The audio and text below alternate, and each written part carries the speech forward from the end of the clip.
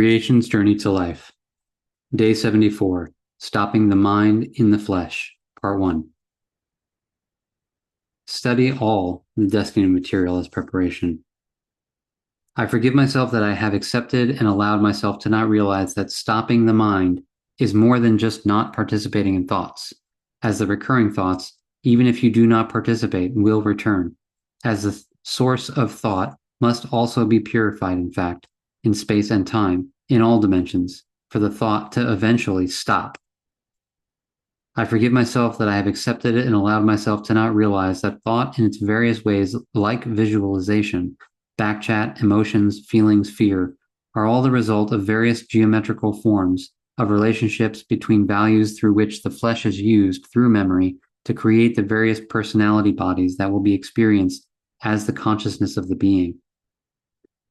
I forgive myself that I have accepted and allowed myself to not realize that what a parent will recognize in a newborn baby as personality are the physical points transferred by the parent to the newborn that formed the form of the newborn, and the parent will thus recognize some of themselves in the newborn.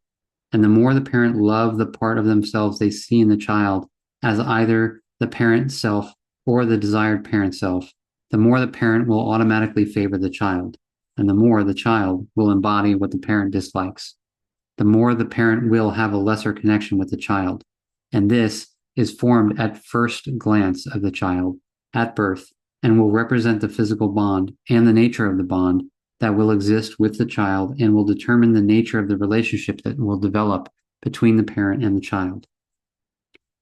I forgive myself that I've accepted and allowed myself to not realize that all thought in all its dimensions of sound, vision, feeling, emotion, all of it is programmed into the flesh of the child, with 70% quantumly transferred in the first 7 years of a child's life to be specified in the next 14 to 21 years before the child will be the programmed slave required by the parent and the system to ensure survival of that which the parent holds dear, so as to justify the life of the parent. And in this, the parent will only serve their self-interest and fear and protect the real motivation by presenting the motive in a cover called love, that is bizarrely defined to be unquestionably pure, when it is in fact the pure evil of the fear of self-interest of the parent imposed on the flesh of the child through the mind of the child till complete submission is achieved. And in this, the world as it exists is the actual reality that exists in each parent, as a parent is also the creator and parent of the world system as it exists now. I forgive myself that I have accepted and allowed myself to not realize that, firstly, the person in the journey to life must become equal to the mind through being able to not participate in the thoughts that arise all the time and be here breathing before the task can be taken on to remove the programs in the flesh to such a degree that eventually the flesh will be purified and the person will become, in fact, the living flesh, and be able to have any relationship or form in the flesh without it being the dominant control of as consciousness. And the person will be in fact the dominion of the flesh, with the flesh itself determining in every breath the actuality of life directed, and be here as life. And thus, at the death, the person will cross the divide as life and be everywhere as here always. In this, it must be realized how time and flesh functions, and that the process of first becoming equal to the mind and flesh before directive life will be here as self, as principle, as equal, will take a minimum of 7 years of daily application in every breath,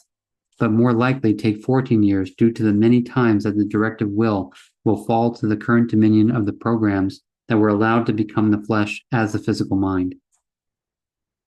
I forgive myself that I have accepted and allowed myself to not realize that this challenge to be faced is in itself equal to the creation of the universe as life, as the human body is a universe of planets and cells, each within their own character and purpose that must become one and equal as self in functioning with all the other universes as human, animal, plant, and other living beings, to be in fact part of the living body as the universe as life, as equal, as one, before life will be real, eternal, here as self, and that when this is not actualized, life is not created as self from the physical, with the obvious consequence of the gift of life being lost forever. I forgive myself that I have accepted and allowed myself to not realize that although the inner journey of birthing self from the physical as life is alone, and such that it can only be done by the self-birthing self as life, the journey to life cannot be walked alone,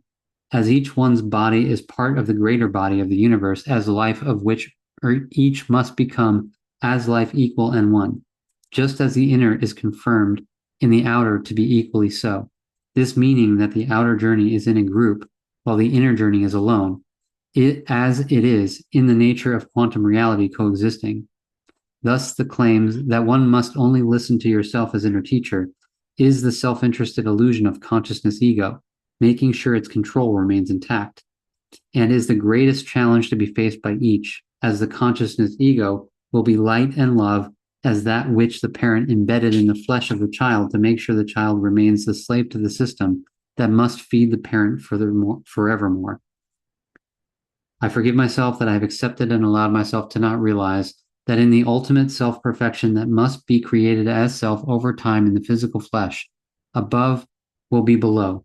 and the inner will be the outer, and all will move as one life together, everywhere, always, as here, and life will be eternally here, no matter where here may be.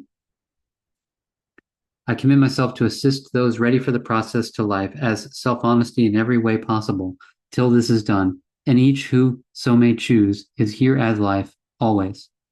I commit myself to explain through time in every minute detail the construct of what is here as illusion and what should be here as life, to so assist those that may choose life to actualize life eternally. I commit myself to prepare a way for each parent to find it in themselves to stop creating more consciousness zombies as children, but to become the actual creators of life so that each child born may be life eternal, so that life, in fact, will be here eternally. I commit myself to explain in detail the quantum multidimensionality of life, to make sure the quantum mind is not confused with what life must be in the flesh in space and time, measurably, eternally, stable, here, in absolute trust as life. I commit myself to call on each that find some self-honesty to not postpone, but to start the journey to life immediately with writing and self-forgiveness as time waits for no one.